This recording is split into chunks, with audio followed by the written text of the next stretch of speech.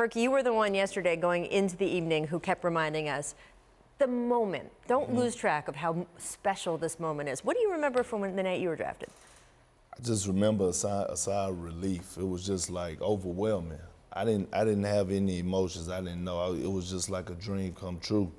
And just on the emotional side, you know, watching the draft, I think this was the best draft ever for us. Just the emotions. You could tell this was a dream come true for these kids. Like, they put so much work in, thousands and thousands of AAU games being played, times in the gym, sacrifices they made. Well, they probably in the gym at 6 o'clock in the morning. You know, they eat blood, sweat, and tears, you know, sometimes crying themselves to sleep at night wanting it so bad.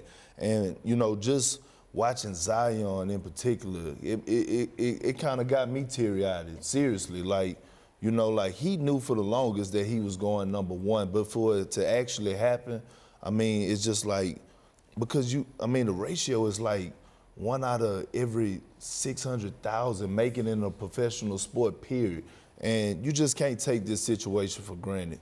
Just you're getting your name called. This is the NBA. This is a dream, and I thought it was just unbelievable last night. Yeah, R.J. Barrett's father is, for all intents and purposes, a basketball executive. Right. He runs the Canadian basketball. And played for Team USA. And yes, and you know, Team Canada. Yeah, he's very much of a, you know, they had business deals and everything. It was, you know, professional. Right. Business yes. of basketball. But even he, in all of his planning to get his son to that moment, he, you know, his son was on his shoulder. I mean, so to me, there's so much that happens even in the NBA that is staged for television, the genuineness of all that moment. And it's just so interesting. It's the event where we probably the most do facts and figures, right? What's this measurement? What's how high can he jump? How many shots can he make from 3? It's all very clinical until you get to Thursday night, and then it's the opposite, which I think is pretty cool.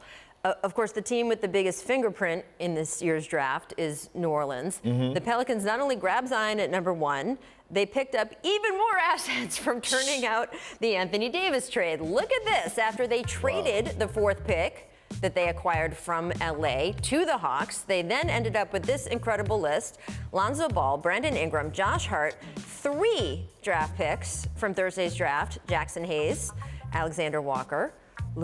Can you do Silva's first 2 names for me? Marcos. Come on, that's a cop-out. And future first-round picks from the Lakers that involve pick swaps for years to come. With that treasure chest, David Griffin explained his expectations for Zion over at Pelicans headquarters. Look, this is not somebody who's supposed to be the savior of this franchise. That's not what this is. This is a 19-year-old kid who's going to spend this year learning how to play winning NBA basketball. And everything that we're doing from now until the end of our time here as a franchise is going to be about long-term sustainable success. We all like Griff a lot. This was a very smart thing to say. Perk, he's not going to be the center of attention to the franchise? Do you buy it? What are the expectations you have for his first year? Well, I just love Griff. I mean, I got to give a lot of credit to Griff, man. I mean, and to Mrs. Gail Benson and Mickey Loomis for making the hire. They did the right hire, and so far, Griff has came in and made a huge impact on that organization. I agree with him. As his first year with Zion, you know, you got high expectations. The world do. I predict them to make the playoffs this year. Just not by Zion, but with the roster that he has around them. I think the sky's the limit for the kid. I'm starting to fall in love with him even more daily as I see him. The draft took it to another level yesterday. For us watching his emotion, his humbleness. He's not a flashy guy. You can tell he just want to play basketball. And I think for us with Zion, my expectations with him, I think he's going to be a double-double guy. I could see him being a 15-point, 10-rebound guy, 2 blocks, 2 steals, because the way that Coach Alvin Gentry wants to play is at a fast pace. And nowadays, teams are going small. So like I was discussing with Brian earlier, is that you have, it's not a position, the only position that you have on the court now is a point guard. Everybody else is skilled. So I could see Coach Gentry moving him to the 5 and having him pick and rolling for dunks. And just with his high energy level, I think the sky's the limit for him, and I'm projecting him to be Rookie of the Year this year. Yeah, so I know we're all focused on everything that Griff has gotten in these couple of trades. I mean, they got 4 picks from moving back 4 spots. From moving 4 to 8, they got 4 picks, including, by the way, a pick that Griff traded away from the Cavs while he was the GM. He's got it back now. Right. But for this really to work, for this trade and this move all to be a success, Zion Williamson has to be a superstar. He doesn't have to be a superstar this year. I understand that.